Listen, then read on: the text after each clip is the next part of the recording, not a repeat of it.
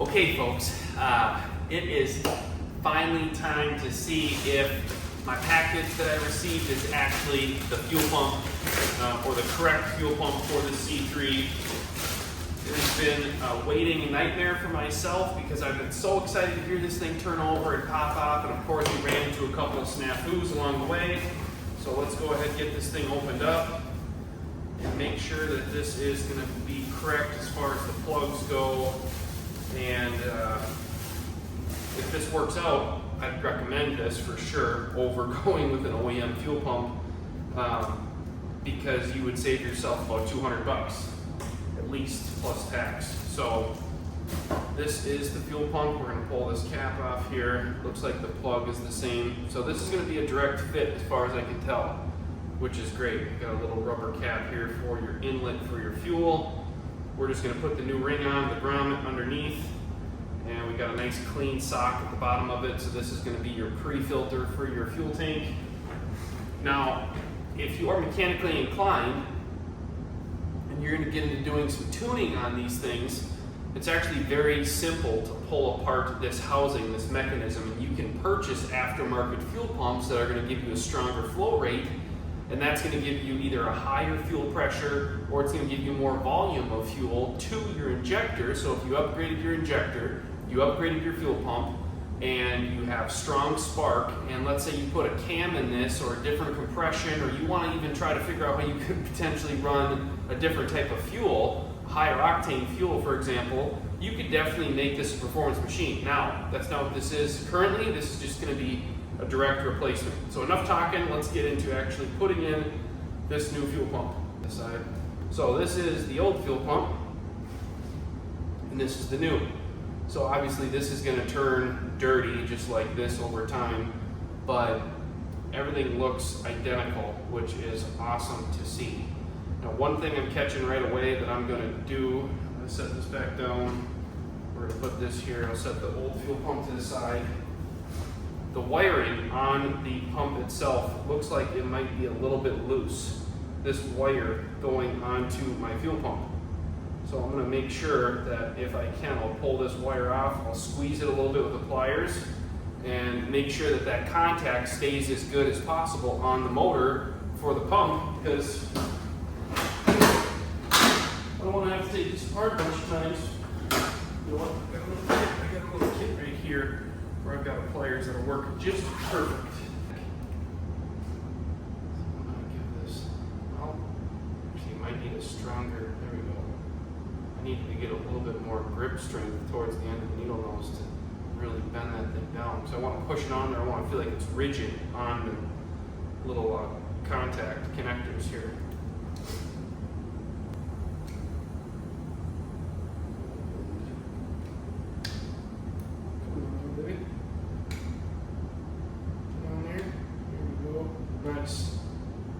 Nice, I feel good about that. And my float for my fuel level seems to flow nicely. Yeah, okay. Not a whole lot that needs to be done here. So we're gonna loop our new rubber gasket, or our gasket, old gasket, sorry, for this through here. This is what's gonna seal up the tank so I don't let those fuel vapors come out and get all stinky. It just sits in there like so.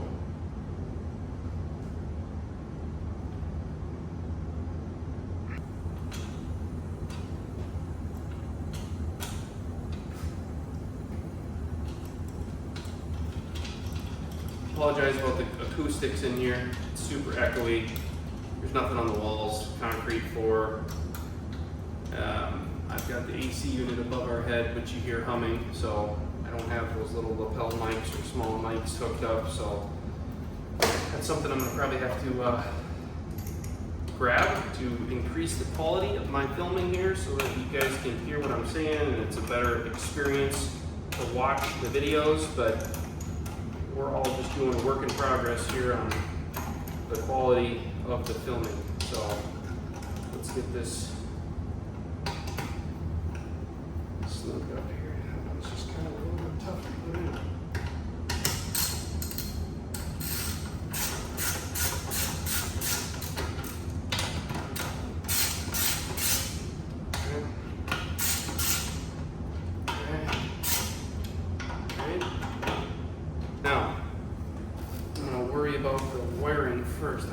go underneath here.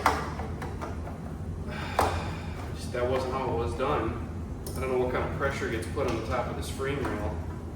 So let's just fish this through the way it is supposed to be, stock. And let's get this plug in. Okay. That's on there nicely. And let's get this pressed in. Okay. Good. Now the moment of truth. We're going to put the juice to the bike, and then we will turn the key, and the hope here when we turn the key on is that we hear the delightful little hum of a fuel pump engage, right? Just a little wee, and after that, so here we go.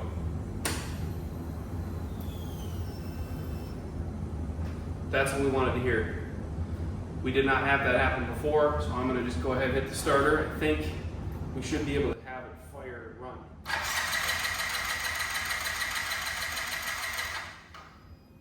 Fuel pump runs. That's good. We're just going to get the fuel running through the spark plug, and she should pop off here any second.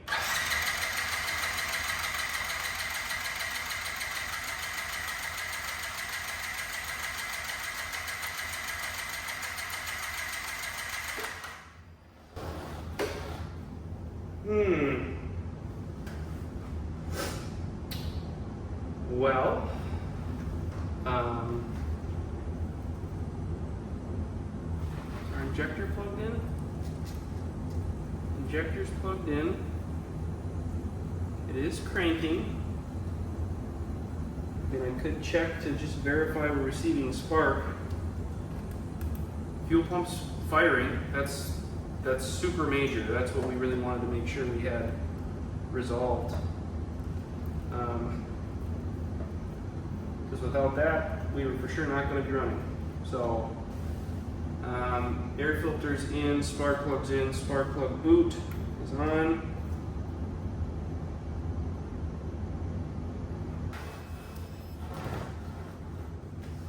What am I missing? She has not been run in years.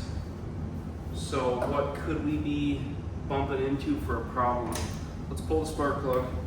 Just make sure the spark plug didn't get completely saturated and whatever, who knows what. It's got oil, so let's do that. What is the spark plug? 17, I think it's really small. 16.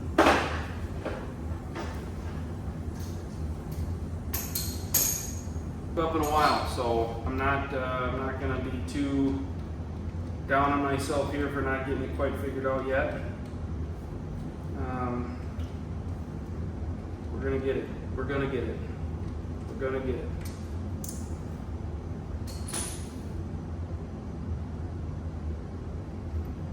Is it wet?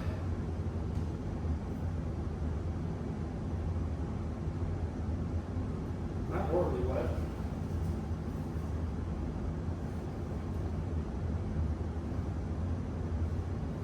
Well, check for a spark here while we're doing this.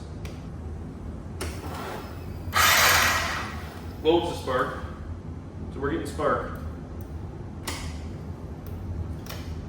Honestly, not sure about fuel. Doesn't smell overly gassy.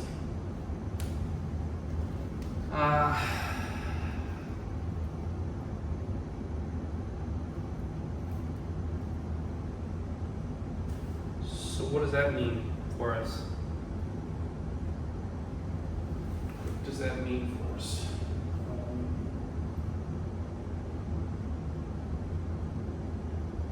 Lots of spark. Fuel's pumping. As we turn the key, fuel's running through. So we're getting fuel pushed up to the injector. Does that mean that our injector is receiving fuel? No. Like so. Now we're going to pull pull this injector out.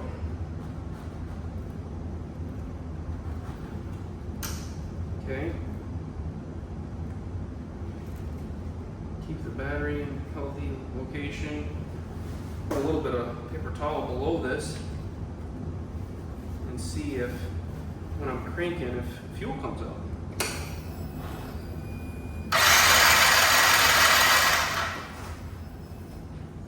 Okay, we are getting fuel through the injector. Wonder how much this fuel is old. I'm going to crank it a couple times just to get some of that fuel out.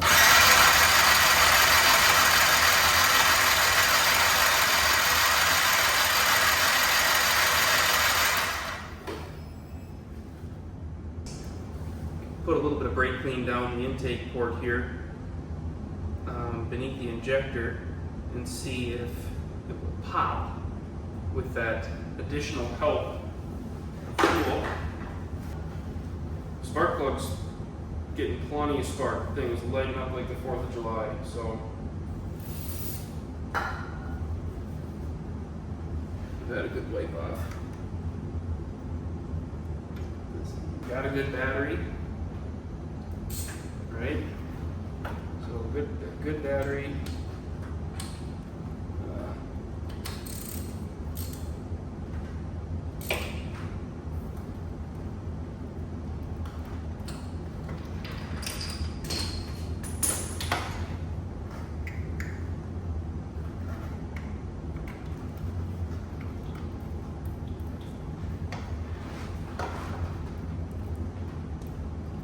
Okay.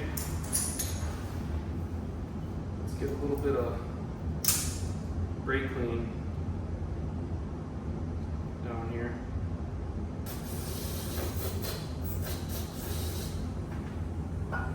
Okay. Put a little bit of brake clean in there. We're going to get our bolt in for the injector and get that tightened down.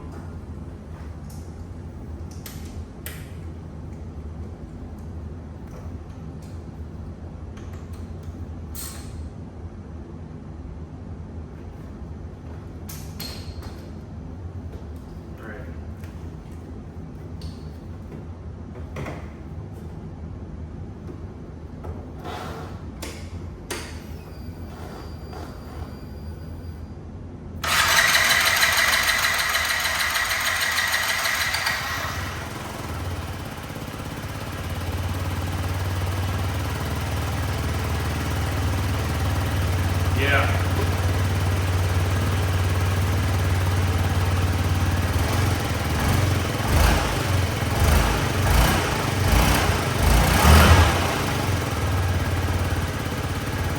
Okay.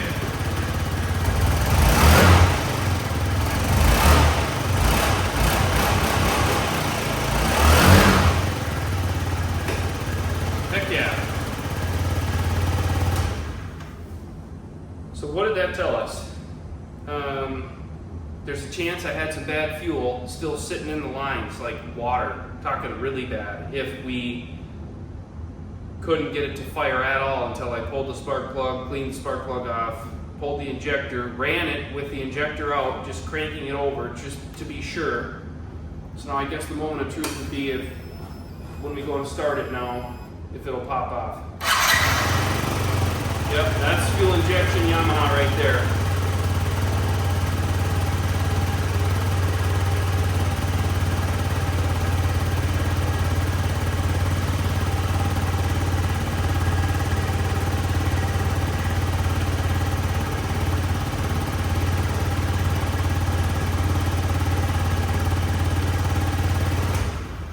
You guys, massive win, massive win. So, I'm very pleased. I think the main thing I'm going to do is I'm going to keep an eye on that spark plug. I'll run it a little bit tomorrow. I'll get it all assembled back together. I'll shoot the final piece of this video where I've got it back together and I can drive it down the road. So we'll get it to run through the RPM, get some heat in the engine. I'll keep an eye on that spark plug though, because if it's running too lean, if it's really lean, if that spark plug is just ashy white, and it's not giving me that clean brown or the standard clean spark plug look of a vehicle that's running, I'm gonna probably lean towards the idea that the injector is still too gummed up and I'm not able to get a wide open throttle full pull where this thing is letting enough fuel through it. So I am going to run some product through the fuel system to try to clean the injector. I'm going to get that in the system to make sure we're pumping enough cleaner and lubricity in the injector to get that cleaned out. That's a super big win. I'm probably going to end it off there for tonight, just so I don't get too excited and ahead of myself. It is relatively late, so I'm going to pull the plug on the rest of this. But I'm very happy that it fires and it sounds so good. It is quiet, it's clean, it is running the exact way very like new Yamaha C3 with that 50cc liquid cooled 4-stroke fuel injected beast should run. So, you know, the thing to keep in mind when you guys are trying to diagnose these, if you are running into these similar problems or you've got something like this happening,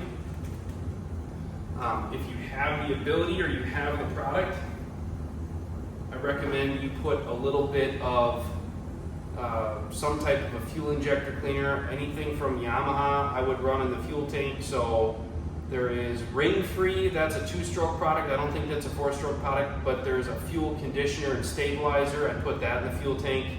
You just want to make sure you're keeping your cylinder walls as lubricated as possible. Of course, that's part of the engine oil, but just because you're fuel injected, you just don't want to let that thing fail and hurt your engine too much. You want to make sure this thing's spraying enough fuel. You don't want to run it too lean. So, and I think they do run lean stock, so that's the only thing I would recommend if you guys are looking for like a big game improvement on this, is if you do some type of a tuner to some capacity, even if you have somebody that can flash a tune on this, that would give you a little bit richer of a air-fuel ratio, you're going to give yourself that little bit added reassurance or insurance. I've seen guys do air-fuel ratio gauges so you can see what your air-fuel is. Obviously you need to weld a bung in your exhaust, and then you've got additional wiring, but this is completely bone stock. I'm going to probably get a new air filter for it or order one of those. Very happy with the results. Please like and subscribe if you want to see more content on this. Once this is done and back together, I've got a little bit of content I think I'm going to try to do on the Zuma, and then we're going to try to pick up something like a Z125 or a Grom, and I'll do that in the coming couple weeks. And I might try to find another either competitor to the C3, which I think might be something like the Honda Ruckus, or we'll try to go after the Yamaha Vino, which is still a 4-stroke. Some of the Vinos make a 4-stroke that I believe are carbureted, they're not fuel injected, but that 4-stroke, I had a Vino, absolutely loved it, and that worked really great for pulling my kids around because they fit on the seat with me perfectly. I don't remember giving my kids a ride on a C3, but that's something I'm going to try out with this, so just for cruising around the neighborhood, nothing crazy. So appreciate you watching, like and subscribe. Big win on the C3, I'm jacked, this is really good news, and let's get cranking and working on the next one. See ya.